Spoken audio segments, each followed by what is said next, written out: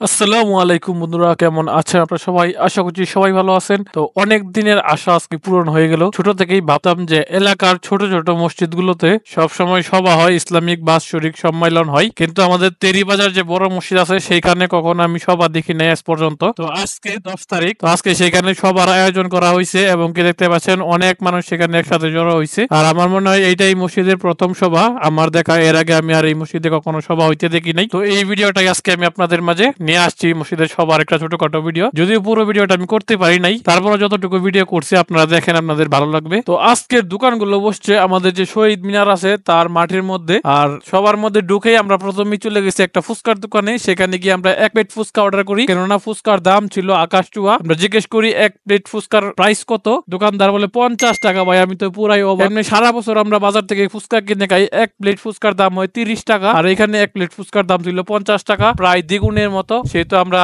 Only 1 plate order করি।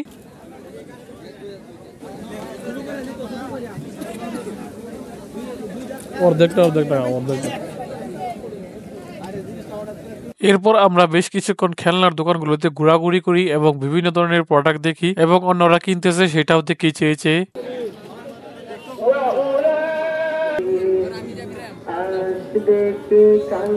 দেখেন আমার ছোট ভাই কিভাবে খেলনার দিকে তাকাই আছে, কিন্তু আমি তার জন্য একটা খেলনাও কিনি নাই, কেননা আমাদের বাসায় খেলনা ভরা। যেগুলো আমি ইউটিউবে ভিডিও করার জন্য কিনছিলাম সেগুলো এখনো অনেক পরে আছে। সে সেগুলো দিয়ে খেলতে পারে কিন্তু খেলে না, তারপরে তার নতুন খেলনা চাই।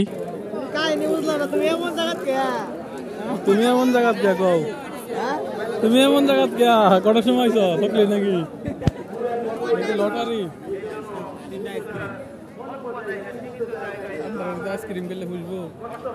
তো এখন আপনাদেরকে এমন একটা জিনিস দেখাবো যেটা ছোটবেলায় আপনারা একবার না একবার ট্রাই জরুর করছেন। যেটা হলো আইসক্রিম লটারি। কিন্তু আজকে প্রচন্ড ঠান্ডা থাকার কারণে আমি এটা ট্রাই করি নাই, কেননা অলরেডি আমি ঠান্ডার সমস্যায় ভুগতেছি। সুতরাং কোনো ঠান্ডা জিনিস খাওয়া যাবে না, তাই আর লটারি ধরা হলো না। কিছু হ্যাঁ এরপর আমরা হালকা পাতলা কিছু খাবার খেয়ে সেখান থেকে বেরিয়ে গেলাম, মানে দোকান এরিয়া থেকে। তারপর গেলাম আমরা যেখানে হ্যান্ডেল বান্ধা হয়েছে, মানে যেখান থেকে ওয়াশ করা হয় সেখানে। আর সেখানে তো অনেক মানুষের জন্য হাঁটা চলাই মুশকিল হয়ে গেছে। প্রচন্ড মানুষ হয়েছে আজকের মাহফিলে। রাস্তাঘাট একবারে সম্পূর্ণভাবে বন্ধ, শুধুমাত্র পায়ে হেঁটে এবং মোটর সাইকেল গুলো চলতে পারতেছিল। আর বড় গাড়ি চলার জন্য তো আলাদা রাস্তা ছিলই, তাতে কোনো সমস্যা হয়নি।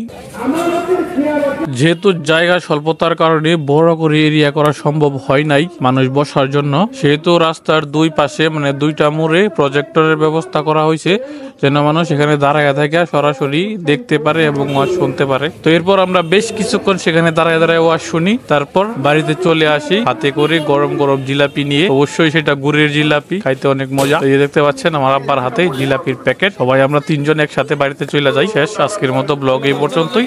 সবাই ব্লগটা একটু শেয়ার করে দিবেন যেন সবাই দেখতে পারে।